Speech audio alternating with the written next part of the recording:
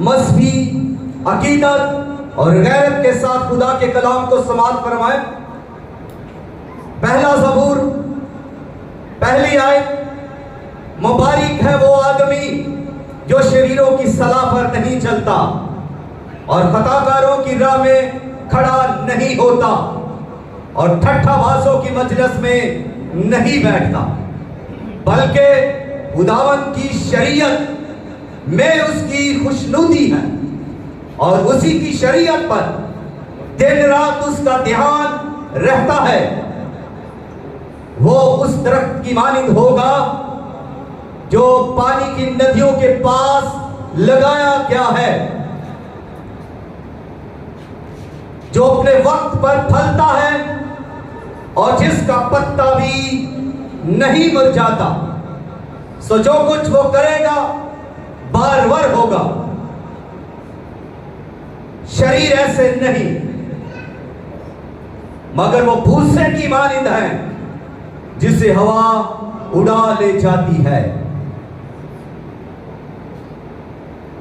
इसलिए शरीर अदालत में कायम ना रहेंगे, ना खताकार साधकों की जमायत में,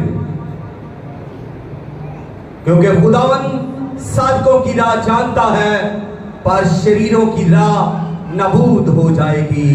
खुदावंद के कलाम के पढ़े सुने और कबूल किए जाने पर खुदावंद की कसरत के साथ बरकत हो। सब कहें आमीन।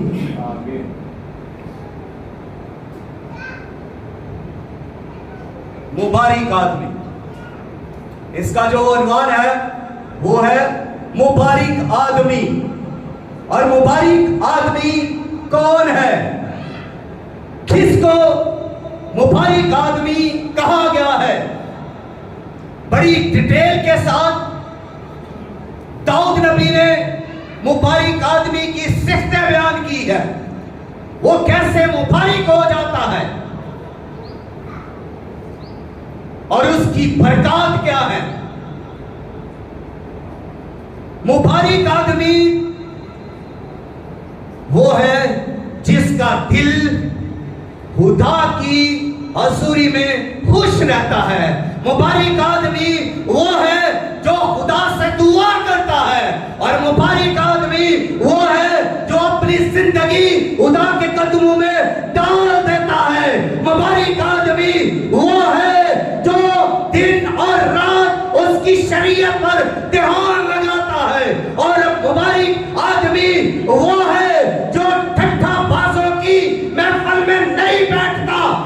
मुबारक आदमी वो है जो शरीरों की राह पर नहीं चलता।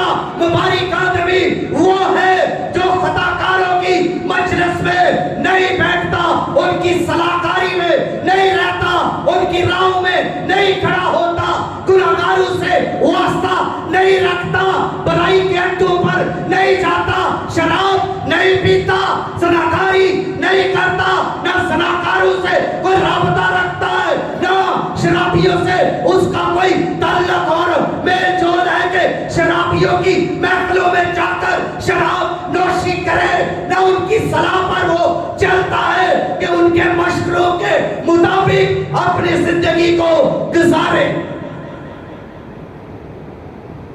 मुबारक आदमी हमेशा खुदा की मर्जी को पूरा करता है और मुबारक आदमी अपनी सलीब उठाता है।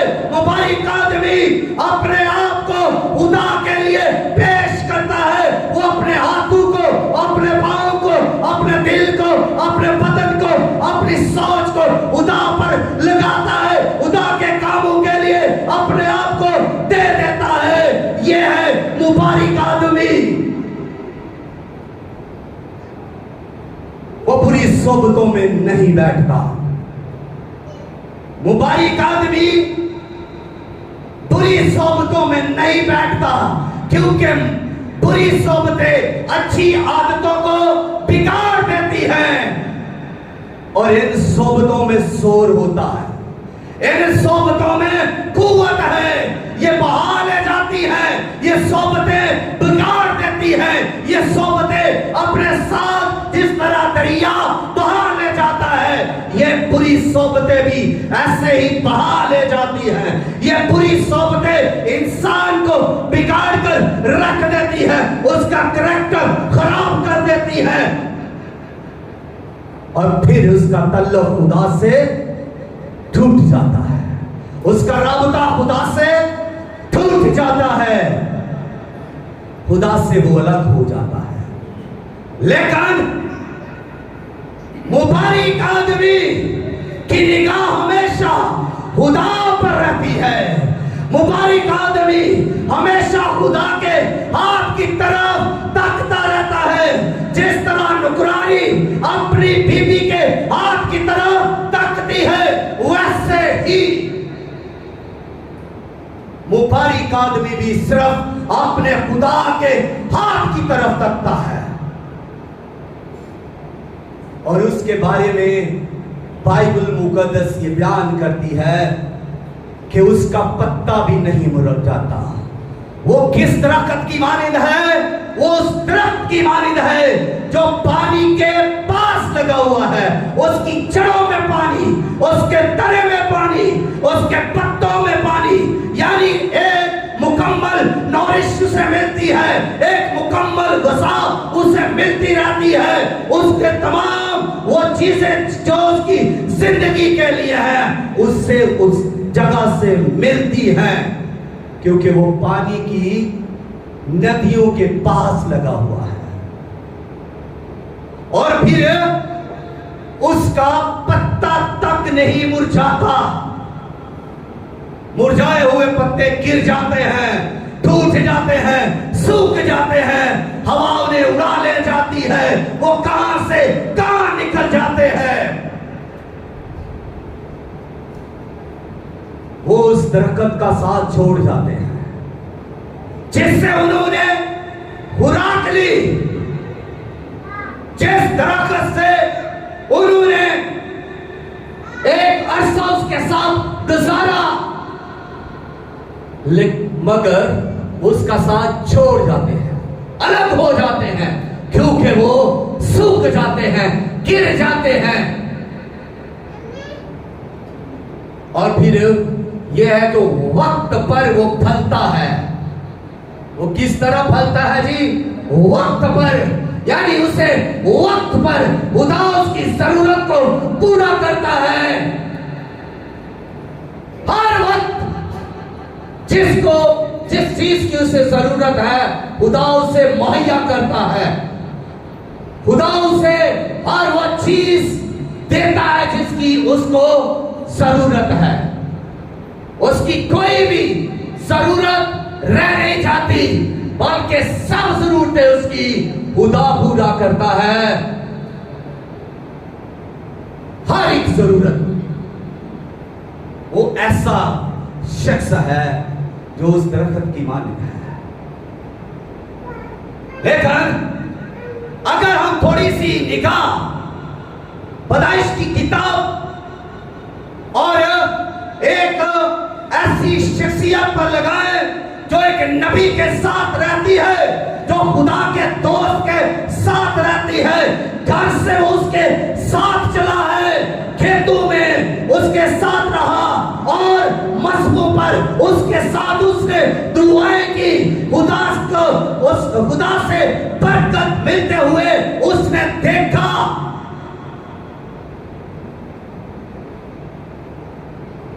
वो लूत है जिसने अब्राहम को सरफराज हुए देखा, बरकत मिलते हुए देखा, बढ़ते हुए देखा, मस्जिदों पर इबादत करते हुए देखा, उदास से बातें करते हुए भी शायद देखा हो। लेकिन वो शख्स जब बारी आई बिछड़ने की, कुछ लेने की, तो उसने कहा यरदन की वो तराई जो खूबसूरत है, जो दिखने में खूबसूरत है, उसने देखा। पहली बात है उसने देखा कि ये खूबसूरत है, ये अच्छी है, ये मेरे लिए सही रहेगी। उसने देखा। और जब हम देखते हैं तो हम भी ऐसा ही करते हैं। हम अपने लिए अच्छी चीजों को बटोर लेते हैं, चाहे उसका नुकसान ही हो। दूसरे को हम फायदा नहीं देना चाहते। लूत ने भी यही किया, यरदन की तराई को चुन लिया अपने लिए। उसने देखा और फिर चुना और फिर उसमें जाकर बसा, रहा उसके अंदर। और आगे आप देखते हैं कि जब वो उसमें जाकर बसता है तो उसके साथ क्या सलूक होता है और गार के अंदर क्या होता है। उसकी जिंदगी, उसकी प्रॉस्पेरिटी सब कुछ खत्म हो गया, उसकी रास्ती सब खत्म हो गई, बरकतें खत्म हो गई, रास्ता खुदा से टूट गया। क्योंकि उस शहर में जहां पर वो जाकर बसा था वहां पे दीन बसते थे, वहां पर बेदीनी थी, गुनाह था, ज़ना था, शराबनोशी थी और वहां पर बुराई के अड्डे थे और वो उनमें खो गया, गार में के अंदर चला गया और अपनी ही बेटियों से मुबाशरत करके जिंदगी तबाह कर बैठा। उदास दूर हो गया उससे। गुनाहगार की जिंदगी से खुदा ऐसे निकल जाता है। और अगर हम और आगे बढ़े तो लिखा है कि वो जो मुबारिक आदमी है, जो शरीरों की सलाह पर नहीं चलता, वो जो मुबारिक आदमी है, जो ठट्ठा बाजों की मजलिस में नहीं बैठता, वो जो मुबारिक आदमी है, जो खुदा की मर्जी को पूरा करता है, वो क्या करता है? यानी उसका ध्यान, उसकी तवज्जो दिन और रात उसकी शरीयत पर लगी रहती है, उसकी शरीयत उसे भली लगती है, उसके आइन उसे पसंद है और वो कहता है कि तेरा कलाम मेरे कदमों के लिए चिराग और मेरी राह के लिए रोशनी। मैंने तेरे कलाम को अपने दिल में रख लिया ताकि तेरे खिलाफ गुनाह ना करूं। तेरा कलाम शहद के मीठे टप्पों से भी ज्यादा शीरी है और तेरा कलाम मेरे लिए जिंदगी है। तेरा कलाम मुझे पसंद है और तेरा कलाम सोने और चांदी से जो 7 बार पाप की गई है उससे भी ज्यादा पाप है तेरा कलाम। और तेरे कलाम से मुझे शादमानी है, तेरे कलाम से मुझे खुशनुदी हासिल होती है। मुबारिक आदमी ये कहता है, मुबारिक आदमी का ध्यान और दिल उसके कलाम, उसकी शरीयत पर लगा रहता है। बाइबल जिसका मतलब है, बाइबल यानी बाप और एल, बाइबल यानी बाप एल। बाप का मतलब है दरवाजा, एल का मतलब यहोवा। ऐसा दरवाजा यानी वो दरवाजा जो जिंदगी के लिए, खुदा जिंदगी के लिए खुलता है, वो दरवाजा जो बरकत के लिए खुलता है, वो दरवाजा जो सरफराजी और अब्दी जिंदगी के लिए खुलता है। और बाइबल दोहरी मुरादी करती है, बाइबल मुकद्दस दोहरी मुरादी करती है। इसलिए लिखा है कि तेरा कलाम दोधारी तेज तलवार है। ये लानत की भी मुरादी करती है, बरकत की भी मुरादी करती है, ये जिंदगी की भी मुरादी करती है, ये मौत की भी मुरादी करती है। इसलिए लिखा है कि जितनों ने उसके बेटे यीशु को कबूल किया उन पर सजा का हुक्म नहीं, और जिन्होंने खुदा के बेटे यीशु को कबूल नहीं किया उन पर सजा का हुक्म हो चुका। तो ही मुनादी करती है। जो कबूल करते हैं बाइबल उनके लिए भी कहती है, जो नहीं कबूल करते बाइबल उनके लिए भी बयान करती है। इसीलिए ये बाइबल पर उसका ध्यान है, इस बाइबल पर उसका दिन को भी ध्यान है, रात को भी ध्यान है। ये संडे के संडे ध्यान नहीं करता, या ईस्टर या क्रिसमस पर ध्यान नहीं करता, ये बाइबल पर या खुदा के आयन पर, खुदा के जिंदा कलाम पर ध्यान करता है। और इस पर ध्यान करना कितना बाइस से बरकत और बाइस से खुशी और मसरत है। देखिए जरा, ये बाइबल मुकद्दस जो 66 किताबों का मजमुआ है, और इन 66 किताबों को 40 मुसन्निफों ने लिखा।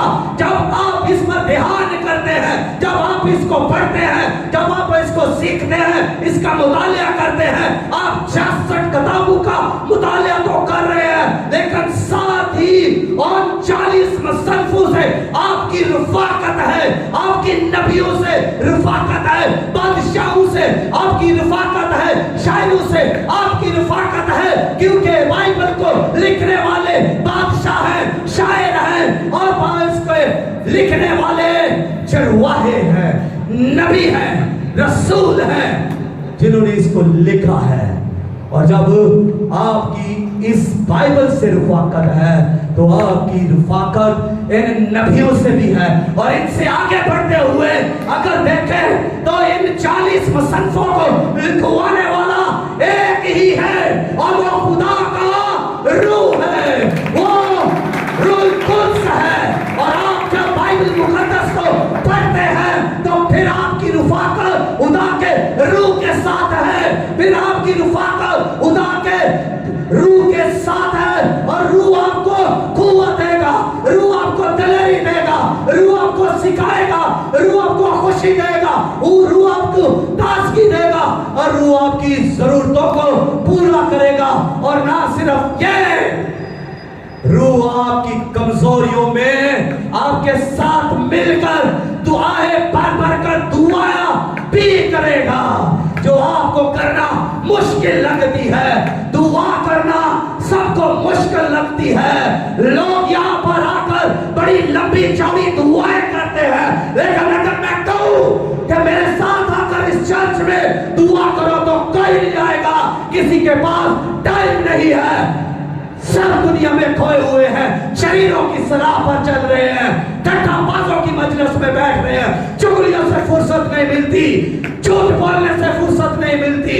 अगर बातें ही करनी है, अगर बातें ही करनी है, तो फिर दुआ में बातें करें, खुदा के साथ बातें करें। और अगर आपने किसी 4-5 बंदे बैठे हैं तो वो किसी छठे बंदे के बारे में ही बातें कर रहे हैं। इसलिए अगर वो दुआ में 5 बंदे बैठकर उस छठे बंदे के लिए दुआ करना शुरू हो जाए, छठा बंदा बदल जाएगा, उसके अंदर बुराई नहीं रहेगी। जिस बुराई को लेकर आप पांचों डिस्कस कर रहे हैं, आपके दुआ करने के बाद तो उसमें वो रहेगी नहीं, वो खामी उसमें से चली जाएगी। दुआ करने वाले बने। सबसे बड़ा मददगार आपका रूहुल कुद्स है। लोगों के पास दुआ करने के लिए बिल्कुल टाइम नहीं, ताबेदारी नहीं है, झुकना लोग पसंद नहीं करते, अकड़े रहेंगे, झुकेंगे नहीं। ये हलाकत और लानत का बाइस है। छोटी सी बात करके आगे निकलूंगा। खुदा गुनाह को माफ कर सकता है, लेकिन घमंडी को नहीं माफ करता। आपका कितना भी बड़ा गुनाह है, खुदा माफ कर देगा, लेकिन अगर आप घमंडी हैं तो फिर खुदा आपका मुकाबला करेगा। खुदा आपको इबरतनाक सजा दे सकता है, खुदा अपना गज़ब आप पर नाज़िल कर सकता है। एक घमंडी आसमान पर भी था, खुदा ने उसे नीचे गिरा दिया। नबूकदनेस्सर भी घमंडी था, ये मेरे बलबूते पर है, ये बाबल शहर क्या मैंने नहीं बना। खुदा ने उसे इबरतनाक सजा दी। हैवान बना दिया, मत मारी गई, घास चरने लगा, बियाबान में रहा जानवरों और परिंदों के साथ। खुदा के साथ घमंड करने वाले कभी कायम नहीं रह सकते। खुदा मिटा कर रख देता है। आप अगर गुनाह करते हैं खुदा माफ कर देगा, बड़े से बड़ा गुनाह खुदा माफ कर देगा। लेकिन बाइबल पढ़ के देख लीजिए, किसी कमंडी को खुदा ने कभी नहीं छोड़ा। हर गुनाह खुदा माफ करता है, हर गुनाह। आप बाइबल पर ध्यान रखें, बाइबल की बातें करें। आप खुदा के लोग हैं, बाइबल के लोग हैं, खुदा की बातें करें, बाइबल की बातें करें और दुआ करें। जिंदगी बदल जाएगी। जो आपके पास नहीं वो आ जाएगा, जो नहीं बदला वो बदल जाएगा। दुआ करें, खुदा से बातें करें। शरीर अदालत में खड़े ना रहेंगे। शरीर घमंडी, तौबा ना करने वाले, बार बार गुनाह करने वाले, बदी से किनारा ना करने वाले, जिनकी सोचों में गुनाह बसा है, जिनके दिल में गुनाह बसा है, जो साजिशों के अंदर रहते हैं, जो सियासतबाजियां करते रहते हैं, जो दो मालिकों की खिदमत कर रहे हैं, जो दो दिले हैं, जिन्होंने कभी खुदा को दिल नहीं दिया। शहीद जब अदालत होगी, हमारा खुदा ना सिर्फ मोहब्बत का, रहम का, फजल का खुदा है, बल्कि वो इंसाफ का भी खुदा है। वो अदालत करेगा और हर उस शख्स की अदालत करेगा जिस दुनिया में गुनाह में गुजार रहा है।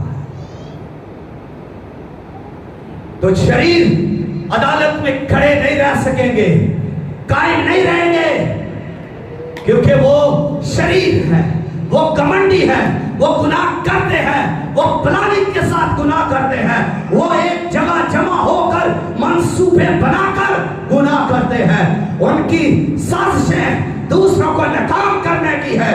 वो बुराई कर रहे हैं, वो खुद भी आगे नहीं बढ़ सकते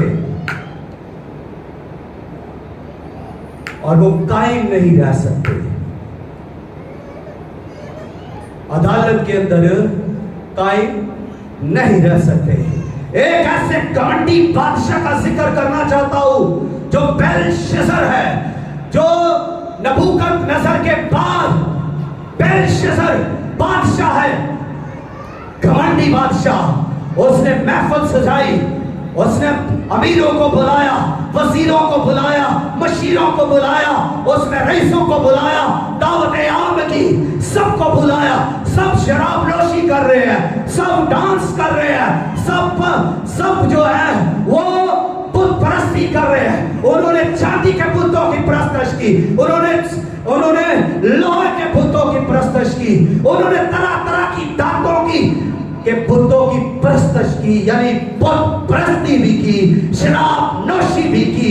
ये गुनाह कर रहे हैं। फिर इससे आगे बढ़ते हुए उस घमंडी बादशाह ने यह कहा कि हैकल से बर्तन लाओ, वो मुकद्दस स्वरूप हैकल के उठाकर लाओ, और लाए गए। और उसने अपने मशीरों के साथ, अपनी बीवियों के साथ, हरमों के साथ उन मुकद्दस बर्तनों में मैं नौशी की, घमंड की इंतहा हो गई।